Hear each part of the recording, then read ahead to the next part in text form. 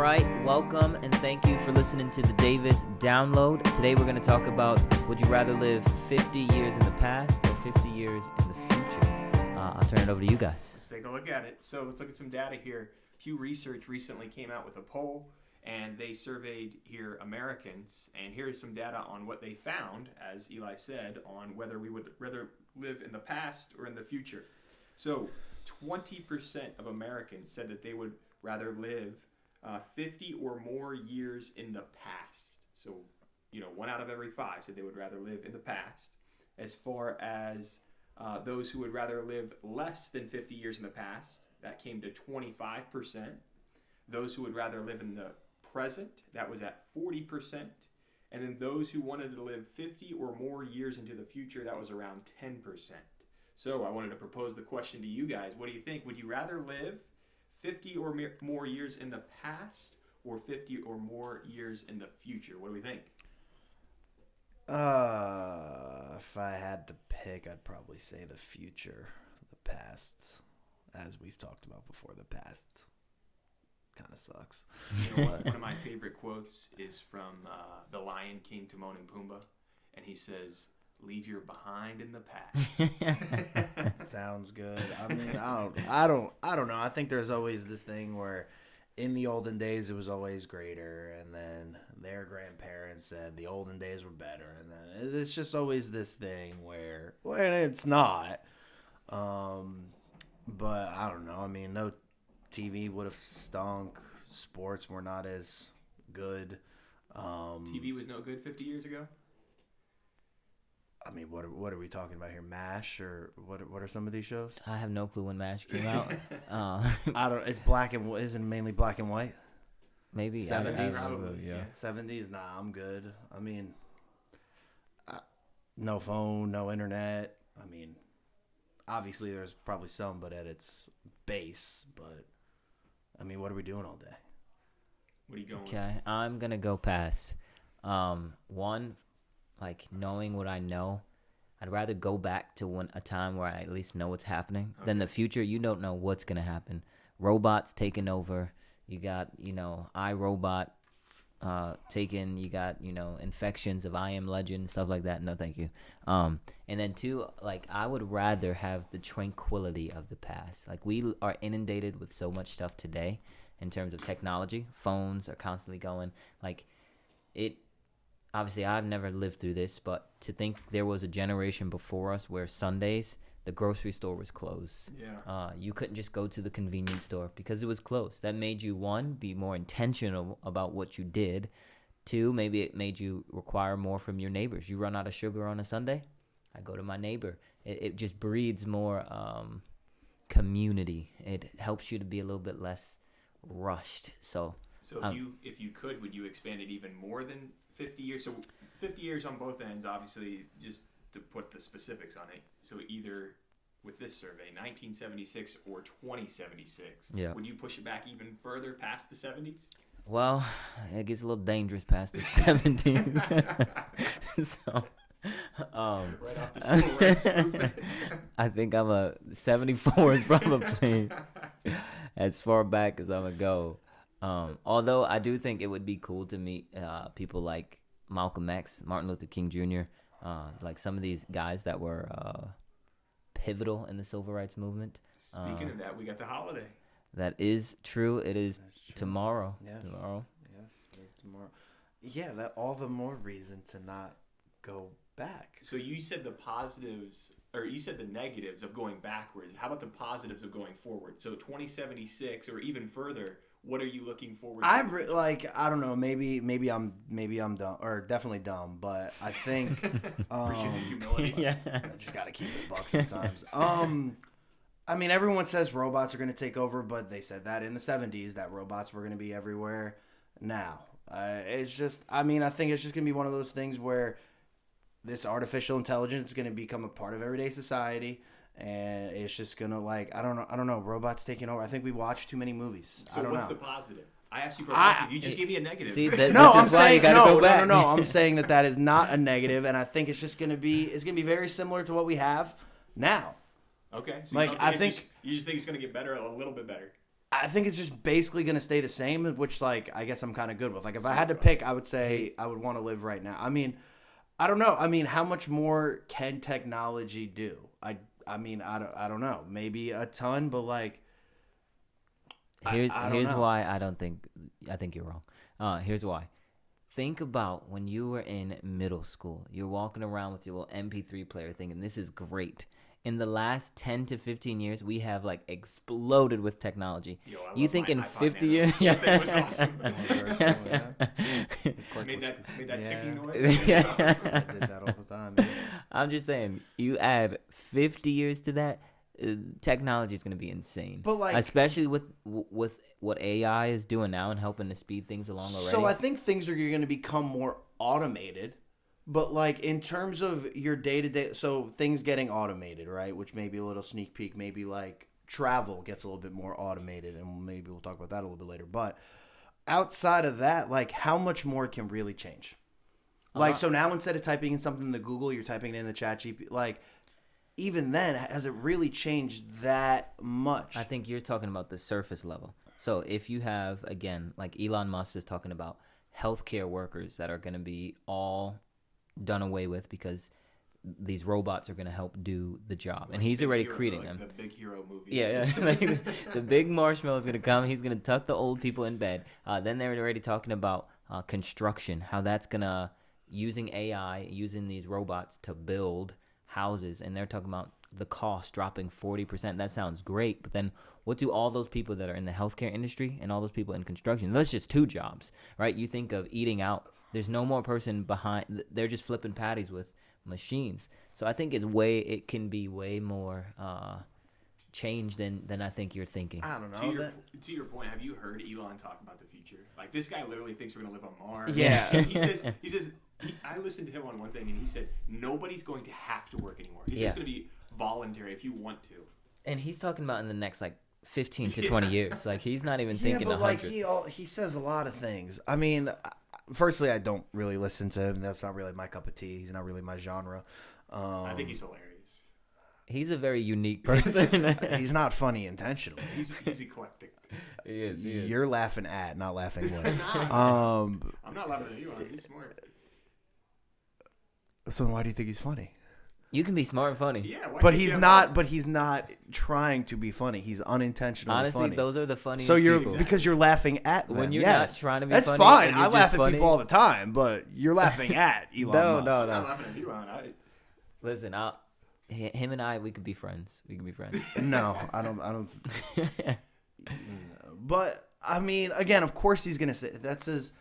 That would be like, I don't know, that would be like a teacher walking in the class and being like, everyone's failing this test, so there's no point. Like, his whole thing is based off of technology and advancement. So of course he's gonna say these are all the things we're gonna. He's a hype man. But listen, if you would have said 10 years ago, we're going to have self-driving cars in 10 years, would you have believed it? No. 10 years ago, yeah. I mean, they were already making movies about it.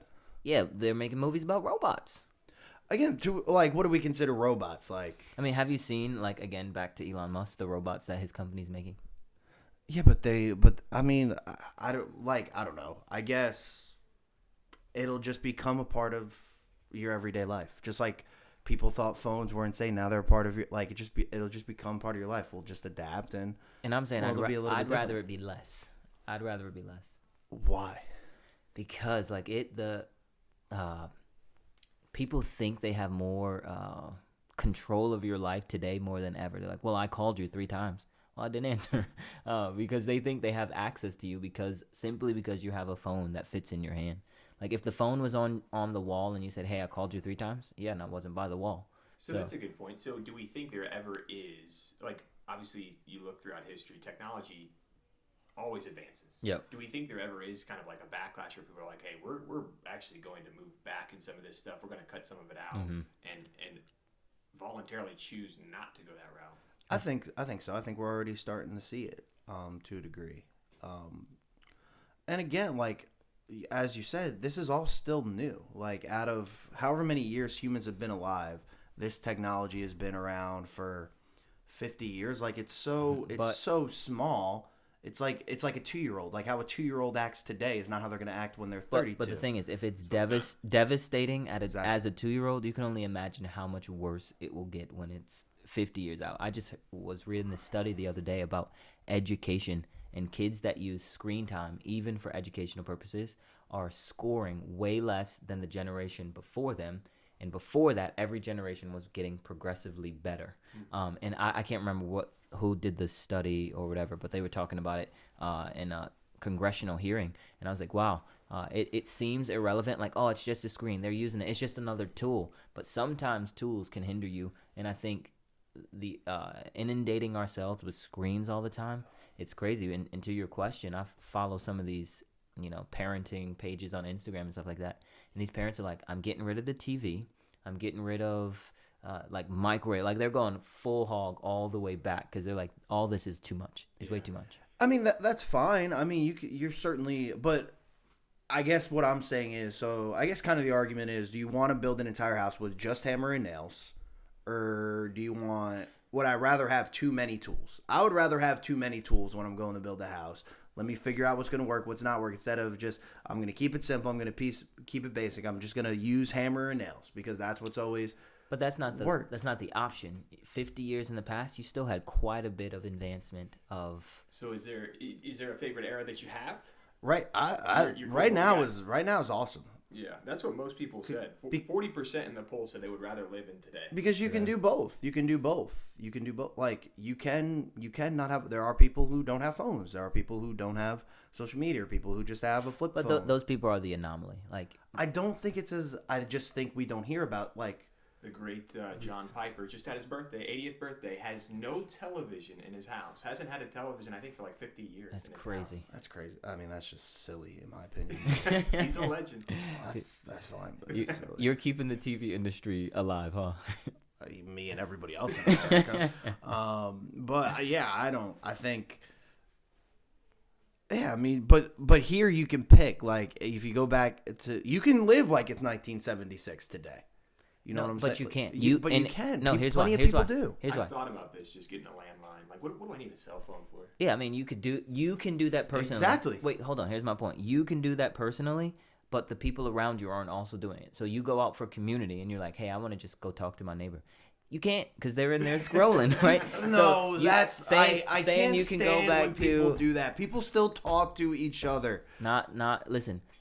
You go to the bank, you stand in the line, right? Everybody is looking at the phone. I do it too, right? So everybody's in the looking at 70s, their phone. everybody's having conversations with everybody. More so than now. How many stranger danger commercials did they have to make in the 70s? None. 1970, they were letting kids do whatever they want.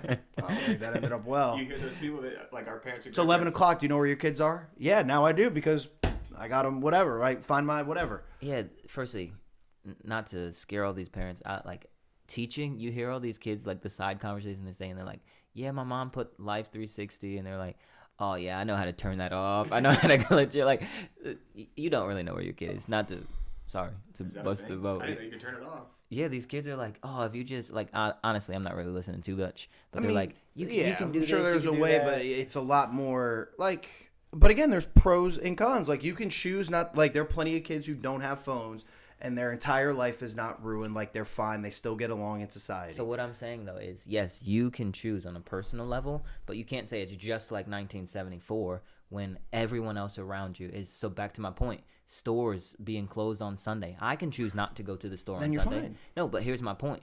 You've lost the sense of, like, community in sense, like, if I go to my neighbor and say, hey, can I borrow a cup of sugar? They're looking at me like, yo, go to Weiss. All right, what are you doing at my door? There's not, again, and I'm not saying that everything was great and amazing, but just having, even me and my wife were talking about this the other day, just the idea of, do you remember when you had to watch a show at a certain time? Like, it built like a sense of like community. I remember even in high school, I used to watch The Blacklist, and me and my friends would be like, the new episode drops tonight at 9, don't miss it. And we'd go back home and rush home. You don't do that anymore. I mean, there's still there. I mean, obviously, yes, there is a lot more, but those things still do happen. Like, there are still some that drop week by week. There are still, time and place. Like, there is still these events that, like, you still have the major sporting events. You still have the award shows. You still have the breaking news where everything gets interrupted and you see whoever the president is walking to the podium to say something, right? Whether it's, we got bin Laden or we're shutting down the country, whatever it may be, right? So we still have these things, right? We still have these things. And again, I think you can be, again, I just would rather have the choice than not have it at all. For some historical context, and given the weekend too, Martin Luther King Jr. Day is tomorrow. And if you listen to his last speech, you got to listen to it. It's great. Just hearing him speak instead of reading it is so much better. Such a powerful speaker. But when you listen to him, he goes through all the eras of history, the most memorable ones. And he says, he gives a scenario. He said, if God came down to me and said, Mr. King, which era would you like to live in? And he walks through. He's like, would you rather live in the Pantheon area? And he uses his colorful language, and he goes through all of it. And he says, I would rather live in today. And he said he was, he gives this imagery that he's called to today. He's called to his mission that God set on his life. I rock with Martin Luther. That's my guy. guy. While I love this speech and I appreciate his sentiment and how powerful it was, I think I would have to pick the future. I think I would have to be with the 10%. That shocks me. I'm not gonna lie. Yeah, you're the one who just wants a landline. I did say that, but. Here's what I'm really looking forward to. I'm looking forward to self-driving cars. I gotta have that. Like, that is so cool to me. Just to be able to think that I could punch in a location, fall asleep, wake up, or work. Like, to me, driving transportation is so time-consuming. It's just like, it's just. Listen, think of how many better things I could be doing with my time right now. It's very true. Weaving through traffic. But I feel like especially on trips, part of the trip is the journey. You're it's not. Enjoying each other in the ride. So then don't go to your destination. Just turn back around when you get to wherever you're going. Again, I said part of the trip is the destination. The worst part.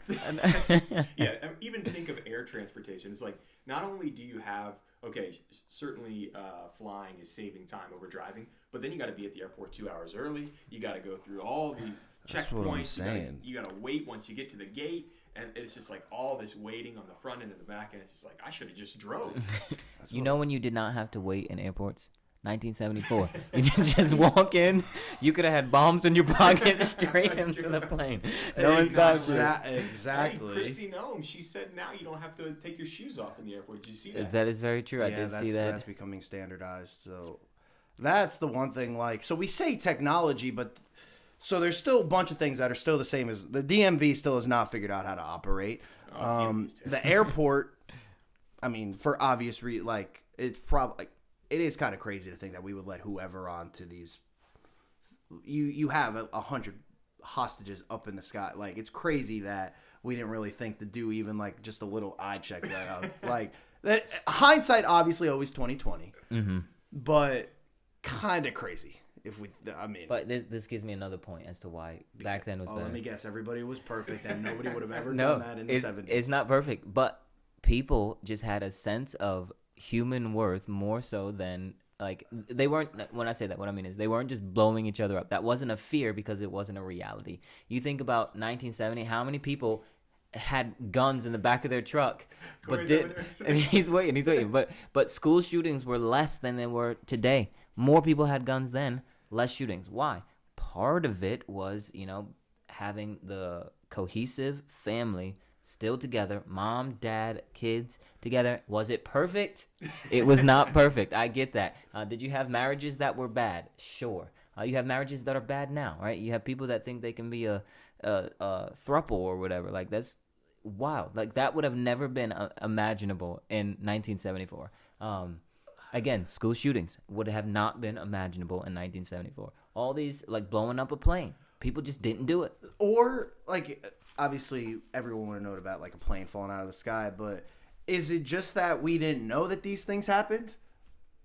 You see what I'm saying? Is it that, now whenever something happens in whatever this little town is, everybody knows about it instantly. Mm-hmm. If that did happen 25 years ago, you can keep it within the town and just keep it quiet back then. That's why I think there's a lot more. I would grant you that point, except for there are people way smarter than I, statisticians that are going through the record to see what the rate of school shootings were at this point, this point, and this point. Unless you think they are just remedial or something. Like they missed it. Like they couldn't catch it somehow. Like that's just crazy to me. I mean, I don't know. It was honestly just a question, but let's consider this here. So we went through the statistics, with the categorizing each group. 50 or more years, less than 50 years in the past, present, and then we looked at the future as well. So since we can say clearly, based on these statistics, that most people do not want to live in the future, right? Mm-hmm. You could categorize, like, put all the other categories together and say, look, I think it's like over 85% of people do not want to live in the future. They would rather live present or past, right? Mm-hmm. So when you categorize it like that, do you think all of that is based on the fact that people just have this fear of the unknown of what the future holds? Or do you think definitely. That's definitely a part of it. That's definitely a part of it. And like, I'm going to kind of contradict myself here, but in terms of life, not driving to a vacation, but in a sense, I agree with you in life where the journey of life is part of the thing, right? So if I just skip 50 years ahead, like I don't know, like I'm cool being here now. Like, when you're with sports, for example, right? It's not just winning a championship because you hold up the trophy, you win it, and like that's like a 30-second feeling. Not that I've had it a ton, but the once or two times that I have had it, right? The journey, the fun part is getting to the end of that, right? And I think that's why skipping forward just kind of feels like you're like fast forwarding to the end of the movie, like when you don't want to read a book for school and you just read the last 2 pages. Yeah, that's a great life lesson there. Is enjoy the moment, I remember Aaron Rodgers when he won his Super Bowl with Green Bay. He just has one, right? Yeah. No offense to Aaron Rodgers fans. Oh, no offense. He's a great quarterback. I love Aaron Rodgers. He's trash. Wow. Okay. Anyways, he's like 42, but Aaron Rodgers, I remember when he won his Super Bowl with Green Bay, he said what you said. He's like, I got on the bus and I was like, is this it? Yeah, like, it's fleeting. This is all I've been sacrificing for. This is all I've been building up to. And to your point, it teaches us to enjoy the moment, and the process. It's process oriented, and that's why I kind of like now, because you can have so many different processes. Like you can have people who still have a landline, while also at the same time you can have somebody whose job is literally on their phone, right? And I mean that's cool, right? It's different areas. It's not everybody just has to go to a widget factory. I never understood what that meant.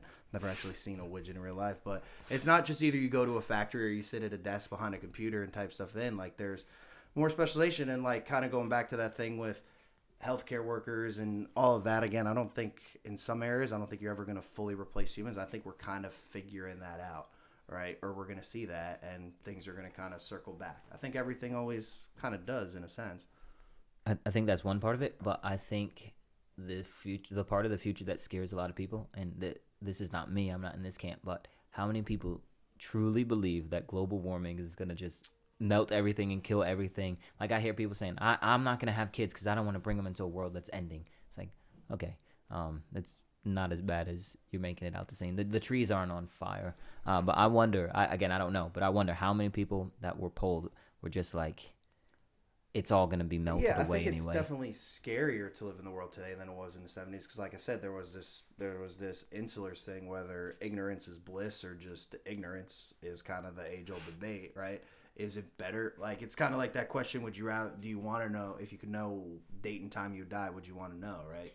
Some people will probably, at least me, no, because that's all I would think about. It would just count down. It would not give me any reassurance. And I think it's kind of a similar thing, right? At least in the 70s, you'd be like, hey, whatever's going on overseas, I don't know, there could be an entire world war, for example. I'm sure there's people, well, maybe not, but I'm sure there's maybe a couple farms out in Iowa that kind of just missed World War II, and everybody came home and was I don't know, maybe.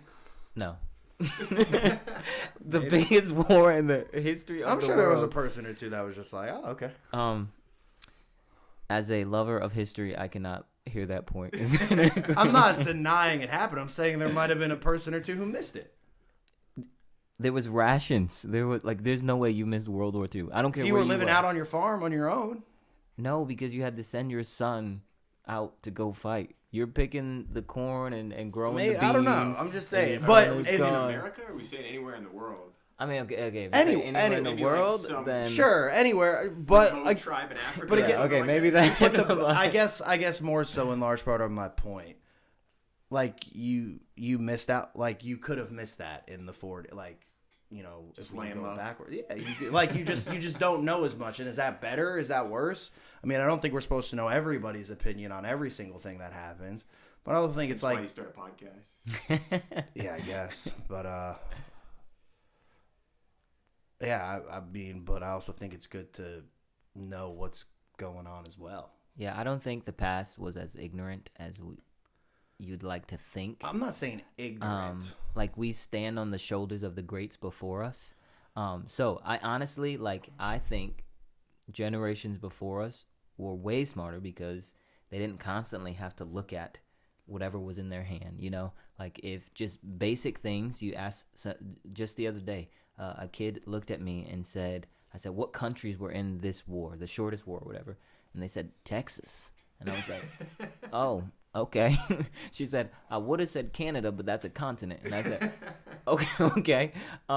But if we didn't have our phones to answer every question that we have, it would take a little bit more of, like, honestly, if you think back to when you were a kid, how many phone numbers did you have memorized so that you could, if mom doesn't answer, I call grandma. If grandma doesn't answer, like, now if you ask me, like, ask me your numbers, I don't know. But when I was younger, there was so much more that I had to. But how much of that is actually like beneficial? I would say a lot of it, because if you can train your brain to remember phone numbers, you can train your brain to remember a lot more, as opposed to now when you're just 5-second dumps on reel after reel after reel. I don't know, So his point is it freeing up space for other more consequential knowledge. And I it's wish not like kids I don't wish have it were, memories but anymore. I'm not gonna lie. I look at the comments on TikTok and I'm like, some of you, no offense, but some of you had Could to be. memorize a few phone numbers. Yeah. So, and I will preface, I already called myself dumb. So, but does it really, again, this may be dumb, and I already preface I am dumb. Does it really matter that a 7th grader thinks Texas is a country? Yes, it dang. does matter. Why? That's my question. Why? That's my question. Why? But why? Because, firstly, you should know in the country where you live, like the borders of your country. Sure. That's a good. Sure. starting point. But even then, why? Well, one, Texas is different than Colombia, right? Okay. And the laws are different, right? You already know that. Like, Okay. It is beneficial to know the laws in the land that you live. Like, that's one good thing, right? If I go to Colombia, I don't think Colombia is Columbus, Ohio, and think I can do the same things in Colombia that I can do in Colombia. It's different. You should know from where you come. I don't know. Maybe we don't need to know. Texas is a state. How could you? Let's consider this, okay? And maybe we can kind of finish on this kind of last question. So if we are going in the past, is there an individual or a group of people that you would have liked to have met in the past, or like maybe a historical event you would have liked to have experienced or been a part of, or something that you would have liked to witness? It's gonna sound diabolical, but World War II. World War II. Like there is just to see the valiant heart of some of these people. Like they were, some of them only 16, 17, lying on their documents so that they could go and fight for their country. Like that was crazy. Dietrich Bonhoeffer, one of my heroes. He was a pastor, a spy. Like he did all these things, and like he was not that old. I think he died when he was like 27 or 28. Can't remember. But he was just reading his work. I'm like, man, this guy he was a thinker. Like he had, not only did he think it, he had heart behind it. For someone to go on a radio station under Nazi regime and to call out Hitler, that takes gall right there. Like that, I would love to go back then and just talk to Dietrich Bonhoeffer. Also his stance, like he was calling out the U.S. for their wrong thinking on race and things like that. Even then, like he was stepping outside of his time and culture to say, hey, what you're doing is not right. And a lot of those guys were, I think, a Churchill. Like imagine if you could just go sit and talk to Churchill for a while. Man was great. Roosevelt wasn't the greatest president, but like he definitely was a big giant in his time. Like just being able to talk to some of those people at that point, that was a make or break for the entire world. Yeah, Bonhoeffer was great. You got to read his book by Eric Metaxas, his biography. Oh yeah, great book. It's a great book. And Bonhoeffer, what I love about Bonhoeffer, you talk about how intelligent he was. Mm-hmm. And with Bonhoeffer, he said this. He said, if you can't teach what you know to a third grader, you don't understand it. Yep. So he knew that within wisdom, within knowledge, as smart as he got and all that he accrued, he knew that there was a simplicity in knowledge and in wisdom, which was good. How about you, Corey? Any era or individual or person, or maybe even a sports team that you would have liked to have seen in person during that era? To be honest, Would you like to have seen Patrick Ewing back in his heyday? no. No? I was actually thinking about this the other day. I don't, because since my teams are so awful, it's again the journey, the fact that I've never seen them be good. Like The Jets. quite literally. The Knicks are good now. No, we're not. We're on a 5-game. It's bad. It's bad right now. But we did win the NBA Cup, so whatever that means.